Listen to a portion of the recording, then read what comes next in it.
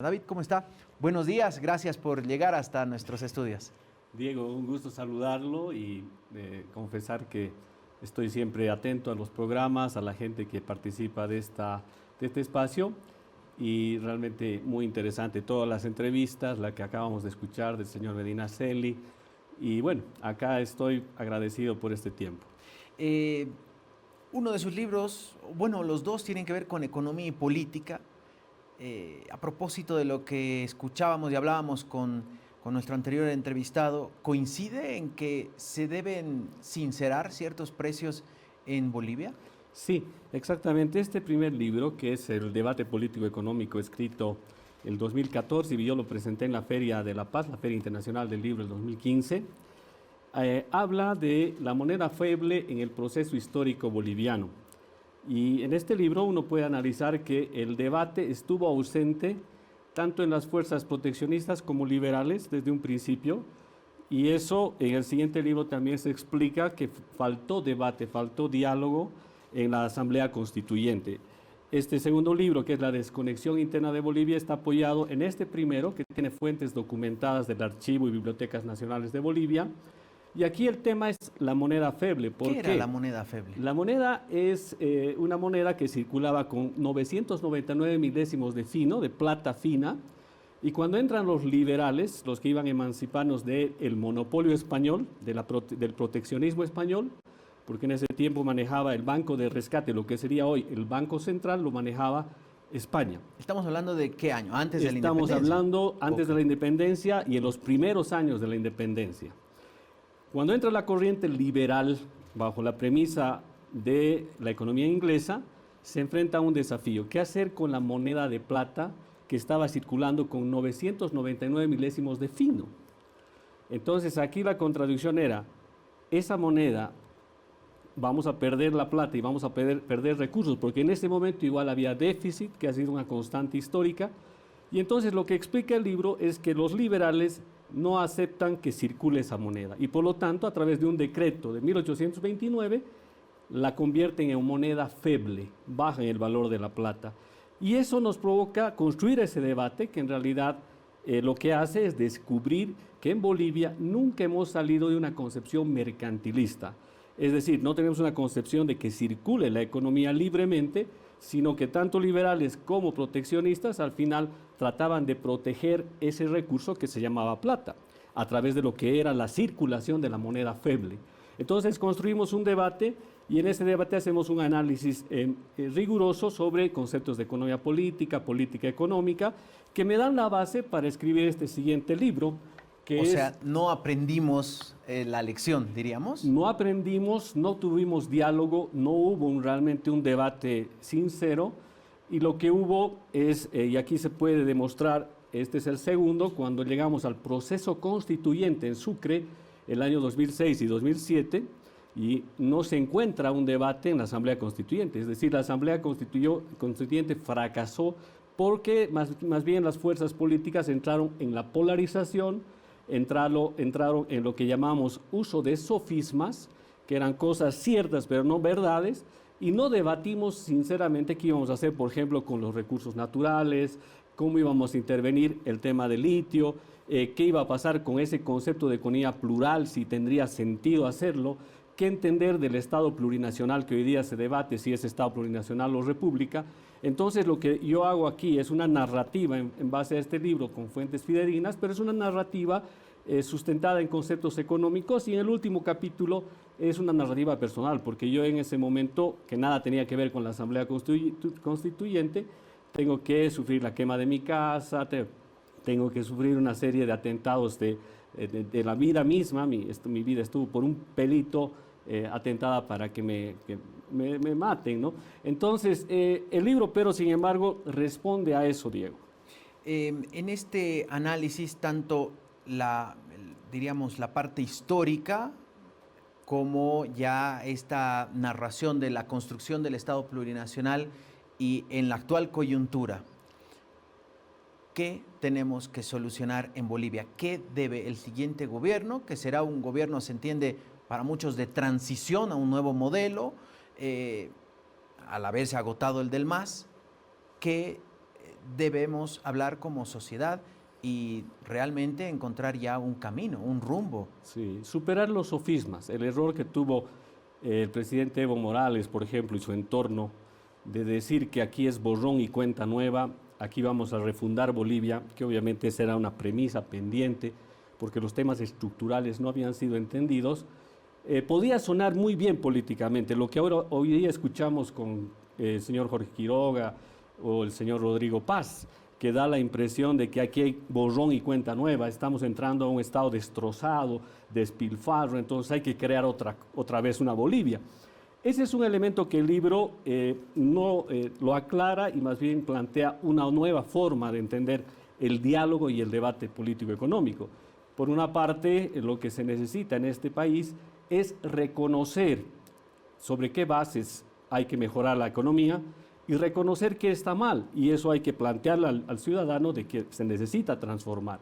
Están pendientes los temas estructurales que no se han transformado, sobre todo cuando entendemos, Diego, que los recursos naturales hoy día en un planteamiento y en otro nos hacen ver que tal vez acciones, que tal vez vamos a ver si qué hacemos con el tema del litio, cuando en el fondo lo que se trata, y el libro explica, es que si bien tenemos un tiempo de economía del MAS, con lo que hemos escuchado ahora, quizás no haber intervenido oportunamente sobre el tema combustible cuando había una economía con recursos, entonces lo que uno necesita en este momento básicamente es señalar que el camino, en el fondo, es comprender el tema del recurso natural como tal. Tres conceptos aquí importantes. El recurso natural que tenemos no nos genera riqueza per se. El producto que ha tratado de hacer el presidente Morales y el actual gobierno de Arce tampoco nos genera riqueza porque trabajas en base a costos, tratas de hacer carbonato de litio, cloruro de potasio, pero el precio es bajo. ¿Dónde tendríamos que generar ganancia cuando ese recurso natural se ha vuelto producto y ese producto se ha vuelto mercancía? ¿Y quién da valor a la mercancía? Es el consumidor. ¿En base a qué analizas esto? En base a dos criterios económicos, el criterio objetivo del valor y el criterio subjetivo del valor. El subjetivo es lo que plantea Milei, por ejemplo, es la escuela austriaca, es la escuela de generar riqueza a través de convertir algo en mercancía. En el caso boliviano, cuando uno analiza, por ejemplo, si estamos en tiempo de volvernos una especie de economía como la de Argentina, podríamos señalar que sí, estos 14 años se ha generado una base productiva importante, es decir, hay que reconocer lo que se ha logrado y esa base productiva quiere decir que usted, cualquier persona, está más preparada para... O sea, diríamos, tenemos más espalda. Tenemos más espalda. Es decir, hay una actividad económica importante, pero también hay que reconocer que la economía plural son 4 modos de producción que chocan. La economía comunitaria choca con la economía privada, estatal, la cooperativa. Entonces hay que ver cómo reformas la Constitución y en vez de hacer una especie de mezcolanza hay que definir cuál es el camino a seguir, dónde estamos como economía, como base productiva y si en este momento estamos capaces de ver qué hacemos con el litio para generar ese valor que plantea es un valor subjetivo, es convertirlo el litio en mercancía. ¿Cómo hacer eso? No explican las fuerzas actuales. Acusan al anterior, plantean que van a dar acciones, plantean esto, y ahí es donde nosotros tendríamos que trabajar. Por ejemplo, en el libro explico formas de administrar los recursos para convertir esos recursos en mercancía.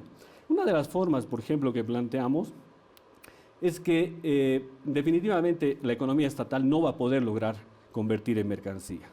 La privada nacional es pequeña, entonces hay que buscar gente que pueda transformar eso en mercancía, pero asesorados, por ejemplo, con un organismo internacional como la OCDE, que es el organismo de apoyo económico, desarrollo económico, que podría ayudarnos, aunque tiene una visión de mercado, la OCDE tiene una visión de países democráticos, 38 estados están afiliados a ella, organismos de ese tipo que te garanticen la manera en que puedes convertir ese producto en mercancía a través de consultas o referéndums que necesita la sociedad. Es decir, técnicamente alguien que te ayude a ver qué decisiones asumes. Porque el otro, yo pronostico que va a ser igualmente una intención, pero que no va a generar riqueza para el Estado boliviano. Lo otro sería entregar los recursos naturales a empresas extranjeras un proceso de privatización. Hemos escuchado a algunos de los candidatos, ha mencionado, sobre todo Tuto Quiroga, ha dicho todo de cuajo, el Estado nada. En el cierre de campaña de la primera vuelta decía, vamos a prácticamente refundar todo. Como Samuel Doria Medina nos decía acá, ese complejo de Adán, ¿no? Que todos son los primeros, ¿no? Y van a refundar todo. Ese no sería el mejor camino, No. David. En realidad ese es el problema, que no tenemos, digamos, propuestas claras, porque en el fondo ese complejo de Adán, yo voy a empezar de nuevo, lo hicieron también con mal enfoque el anterior gobierno, cuando empezamos con la Asamblea Constituyente. Nos vamos a quedar 500 años, vamos a refundar Bolivia, que ciertamente había una necesidad de cambios estructurales por el tema del gas, el tema de la crisis de los últimos años con los gobiernos neoliberales. Estábamos igual que ahora, ¿verdad? Pero en todo caso, lo que nosotros necesitamos en este caso es la privatización como tal o el Estado como tal no van a dar resultados óptimos. Lo que se necesita es explicar a la población que hay gente, hay empresas, hay entidades con las que uno puede ir desarrollando la conversión del litio en mercancía, que seguramente una vez que se transforma a cátodos o que se transforma a batería, usted sabe eso tendrá un valor exponencial. Lo mismo que ocurre con un celular cuesta producirlo $10, pero el valor del celular lo da el consumidor. A eso llamamos teoría subjetiva del valor. Entonces, es darle una cualidad de mercancía. ¿Quién logra convertirlo eso en mercancía? Bueno, a través de un asesoramiento, a través de ver cómo interviene el Estado y además otros actores que en este caso son actores con alta tecnología, puedan convertir esta riqueza en mercancía. Caso contrario, Diego, vamos a llegar a lo mismo que ahora, vamos a llegar a frustraciones. Por ejemplo, el Estado hizo su parte, pero no ha logrado proyectar esa riqueza, y seguramente si capitalizas va a ser lo mismo, es decir, alguien que se apropia, alguien que se adueña te da algo, pero no es lo suficiente como para que el Estado pueda mirar cómo realizar estas transformaciones. Para muchos economistas y expertos en el área nos adelantaban, por ejemplo, Francesco Zarati decía, el litio tampoco es la panacea, el litio no es el gas, no va a generar el flujo de recursos que ha generado el gas. Sin lugar a dudas es algo interesante que hay que debatirlo, pero no va a ser, diríamos, el salvataje de Bolivia. ¿Por dónde, si no es así, por dónde debería ir la mirada de Bolivia, el nuevo gobierno, hacia qué puntos de la economía debería mirar, prestarle atención? Algunos hablan del turismo como un gran generador genuino de dólares y además de una inyección muy interesante y de una cadena productiva alrededor bastante grande. ¿Cuál es el criterio de David como economista? ¿Por dónde deberíamos ir para no caer en el otro extremo? Es decir, un extremo es que el Estado controle todo y haga hasta plantas de papa frita, y el otro extremo es que el Estado no haga nada y que los privados definan el precio de todo. Lo más importante es reconocer que hoy día Bolivia tiene una base productiva, gente que maneja economía aquí en el Alto. Estamos hablando de, si bien es una economía informal, pero es gente que tiene un conocimiento de lo que es la economía. Tienes una economía agroindustrial en Santa Cruz. Podría señalar que ahí hay dos motores importantes y hay que ver cuáles son las políticas hacia adelante. En ese sentido, si tienes una base productiva, lo que tienes que mejorar son las relaciones de producción. Las relaciones de producción es cómo están los sectores económicos y si esos sectores más o menos están homogéneos para aplicar lo que se llama la competitividad o la productividad. Porque no puedes tener un sector que esté mucho más desarrollado y otros sectores más abajo, no puedes hablar de competitividad ni productividad. Las relaciones de producción tienen que estar más o menos similares. Para ello, obviamente hay que generar políticas económicas, Diego, que te den una idea. ¿Qué haces con los recursos naturales? Estamos hablando de que aquí hay contradicciones en el mismo concepto de economía plural. ¿Qué haces con los recursos naturales? ¿Qué haces con el sector agroindustrial? ¿Qué haces con el sector informal?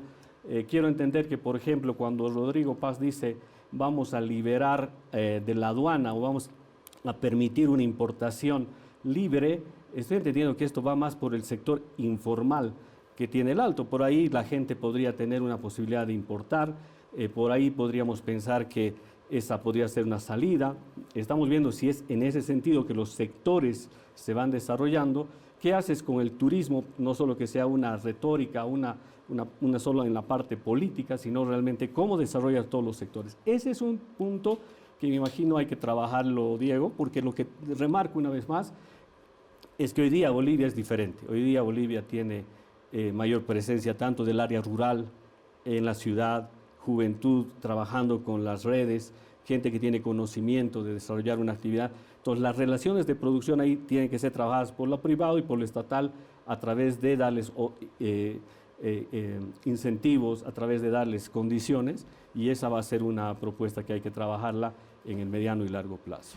Más allá de la situación actual de crisis o una precrisis, como algunos mencionan, que lo peor recién podría venir, ¿usted ve un buen momento, una buena oportunidad para que, acompañado del cambio de gobierno, del cambio, digamos, de mirada política, de presencia de los actores políticos en la Asamblea, de predisposición del empresariado y predisposición sobre todo de la población a un ajuste en alguna parte de las cuentas, sin que sea muy desmedido, cree que es una buena oportunidad la que estamos viviendo ahora para replantear una salida que nos permita tener un futuro mejor y más estable?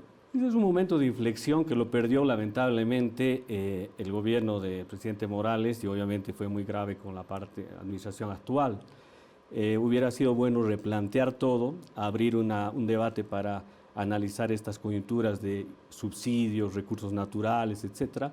Y creo que hemos llegado a este momento justamente para abrir las posibilidades y analizar qué haces, por ejemplo, con la visión de una economía comunitaria que maneja Quetena chica, Quetena grande en el Salar de Uyuni, que no hay que analizar qué haces con esas comunidades, o el Madidi, por ejemplo, espacios de turismo, pero no se permiten inversiones privadas, esos son economías comunitarias. Entonces, eso tiene que ver con la parte privada, qué haces con la parte privada, qué haces con la visión cooperativa, qué haces con la parte estatal, hasta dónde participa. Entonces, me imagino que ese va a ser un primer elemento central, pero aquí hay que ser conscientes de que los derechos conferidos a la economía comunitaria, a lo que es el Estado plurinacional, es difícil de quitar. Una vez que se entregan derechos, ya no puedes revertir. Entonces, ahí se necesita un debate serio en la Asamblea Constituyente para analizar cuáles son los pasos a seguir y salir de esos sofismas, de esos insultos, de la polarización, que parece que es lo único que alimenta a algunos candidatos, y hablar seriamente si estos modos de producción pueden vivir, pueden vincularse. Es lo que digo yo, no, porque ahí hay que ver un ajuste a la Asamblea, a la Constitución, y en esa perspectiva tener que explicar exactamente cuáles son los pasos que debemos hacer en la Asamblea Constituyente. Tiene gran desafío desde toda perspectiva, tiene una posibilidad de hablarle al país lo que quisimos o lo que esperábamos en la Asamblea Constituyente, que se hable al país, que se encuentren las propuestas, que se debatan las propuestas y se deje de lado siempre el insulto, los calificativos, y de cara al país hablar cómo resolvemos estos problemas. Estamos a 32 días del balotaje. ¿Usted los ve a los candidatos, diríamos, con ese ánimo dialoguista de recoger lo mejor que se haya podido producir, crear, avanzar en estos 20 años de gestión del movimiento al socialismo, recoger lo mejor de las 2 décadas anteriores, de repente de la democracia pactada, y construir un nuevo camino que recoja ambas visiones?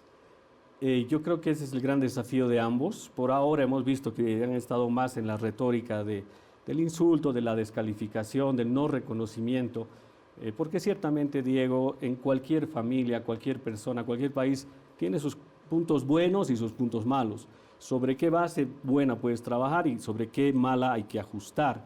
Entonces, ese es el gran desafío de los dos candidatos a la segunda vuelta, porque van a requerir definitivamente dialogar con Bolivia, tanto la Bolivia rural, la Bolivia de la ciudad, la Bolivia del oriente, la Bolivia del occidente, la Bolivia formal, la Bolivia informal.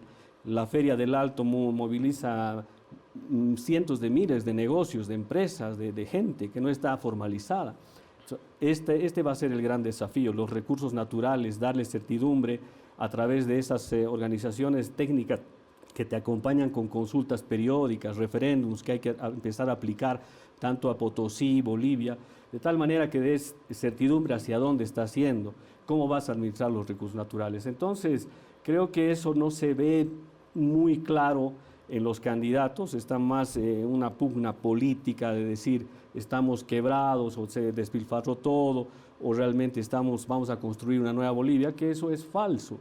Porque igual que empezó el MAS cuando empezó el gobierno, la crisis de los gobiernos neoliberales, se hablaba de que había que construir una nueva Bolivia y obviamente tuvo una agenda con una constituyente, había una gran perspectiva, pero la constituyente lamentablemente en Sucre fracasó porque se quedaron temas como la capitalidad plena, que si bien era una reivindicación de mi departamento, pero esto se utilizó políticamente y se desgastó, se perdió energía para debatir temas, el tema fiscal, el tema de las regiones, el tema de la economía, de los recursos naturales y otros elementos no se debatieron, porque si usted recuerda, esos puntos no estuvieron en debate. Estuvo las autonomías, por ejemplo, pero después yo llegando al Senado no había nada de autonomías. Hasta ahora nadie habló de autonomías para perfeccionar las autonomías. Fue un momento de polarización.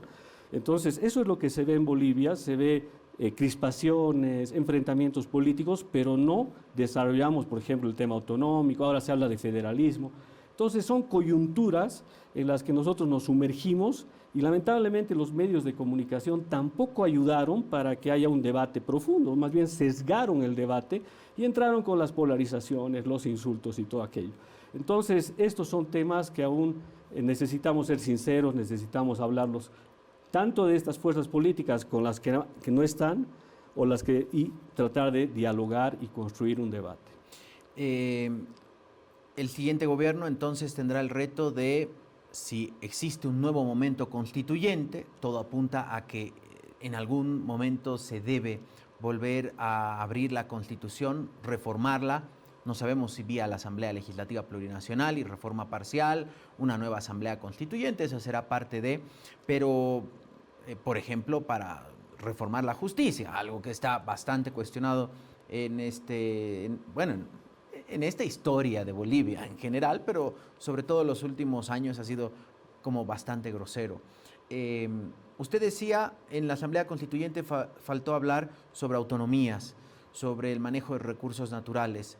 ¿Qué otros puntos deben prestar atención las nuevas autoridades a partir de noviembre para mejorar esta Carta Magna? Sí, algo que estuvo pendiente en el gobierno del presidente Morales fue entender que la Asamblea Constituyente que se aprobó en el 2009 debía ser ajustada después de 10 años. Cualquier constituyente tiene que ser ajustada 10 años después para ver cuáles son las bondades que hay que ajustar y abrir nuevamente el debate.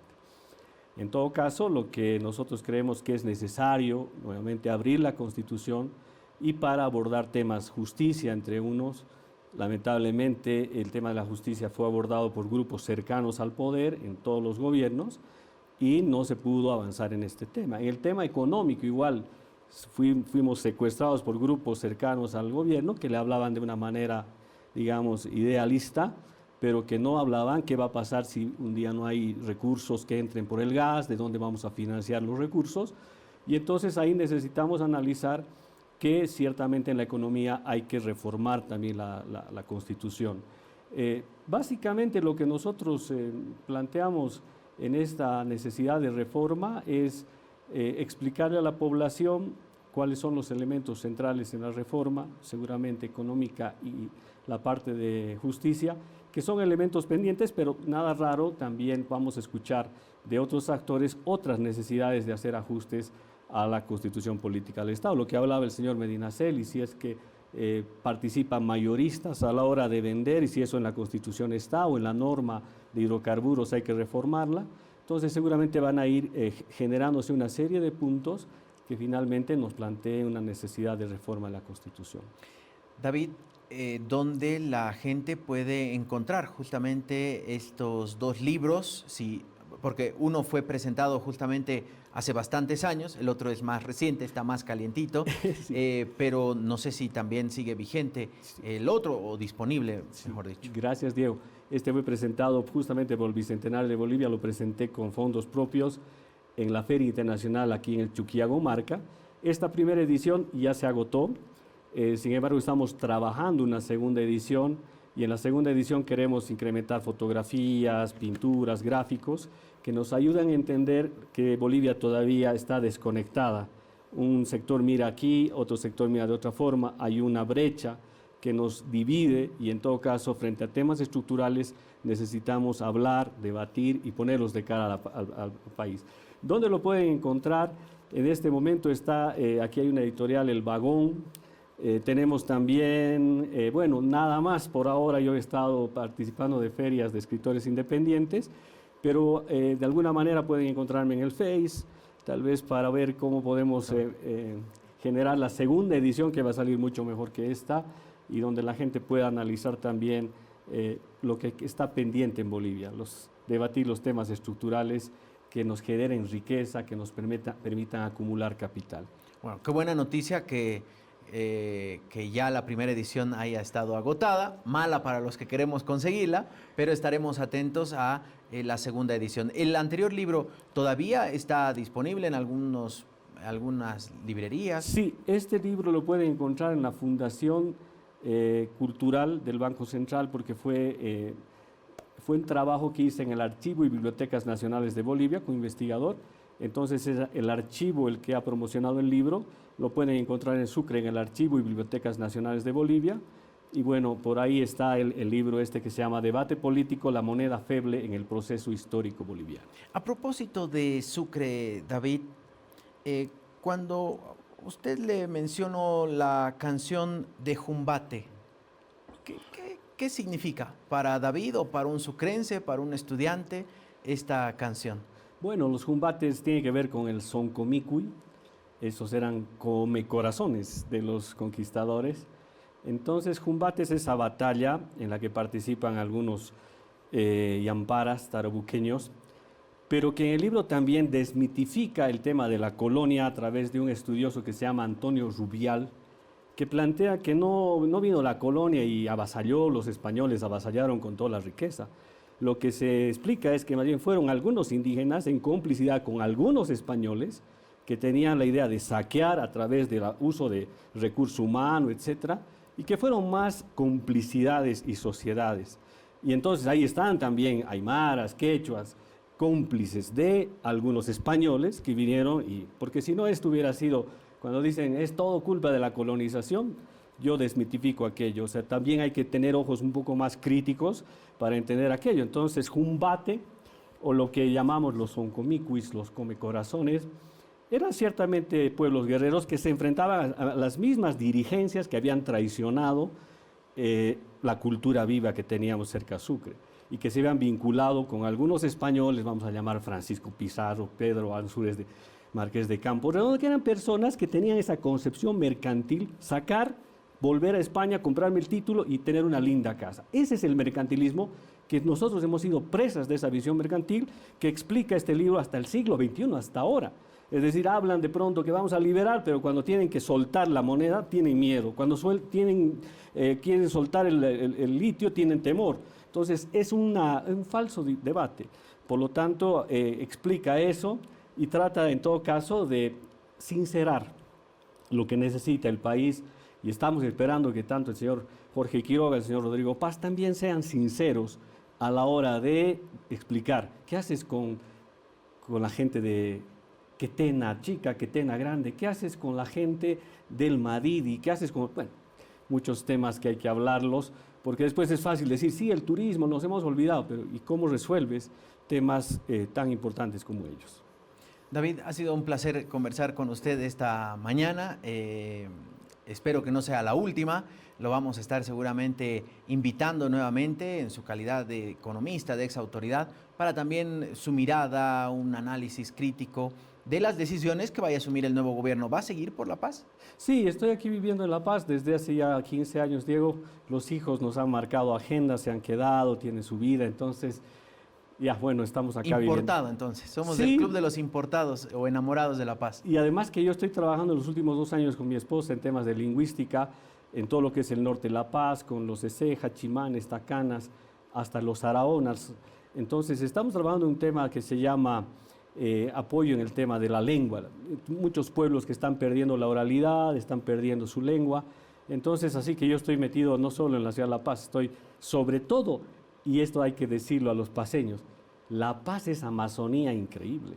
O sea, uno tiene la idea de que La Paz es Ancoraimes, es Achacachi, Batallas, el lago. Está bien, es hermoso, pero La Paz es amazónica increíblemente y grande. Ixiamas, la provincia de Iturralde, por ejemplo, es desde San Buenaventura y tiene Ixiamas, pero hasta la frontera con el Perú. Todo lo que es el río Beni, el río Madre de Dios, el río Manurime, Manupare, todos esos ríos hay que navegarlos, son paseños. Yo los he estado navegando esos ríos y es impresionante el flujo económico que hay con la castaña, el flujo económico que hay de tierras. Ahí los interculturales, por ejemplo, algunos se han quedado con gran cantidad de tierras y hay gente que viene de La Paz, Cochabamba, compra la tierra, 2.000 bolivianos la hectárea, de pronto tienen ahí alguna tierra, producen, llevan mercancías, o sea, se mueve el plátano. Es impresionante La Paz, así que por ahora estoy pacenizado y además en el norte de La Paz sobre todo. Lo vamos a estar entonces también invitando a usted, a su esposa, para hablar de estos temas. Justo este fin de semana hubo un reportaje que publicamos en La Razón, que volvimos además al papel desde este domingo y todos los domingos, con un tema relacionado a las lenguas.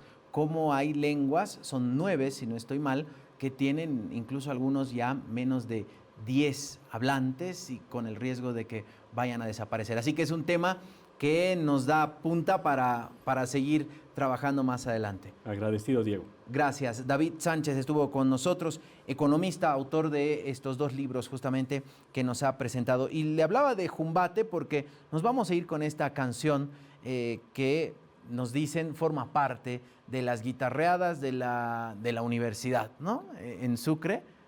¿Cuántas guitarreadas ha cantado con esta canción? Yo soy anti-guitarreadas. No le creo. No soy, sí, por eso tenía también una visión distinta de Sucre, porque tuve que chocar con algunos grupos que planteaban varias cosas. Yo respondo a una idea de que hay que replantear todo, no hay que reeditar, sino hay que replantear, reproyectar las cosas. Pero bueno, respeto las guitarreadas.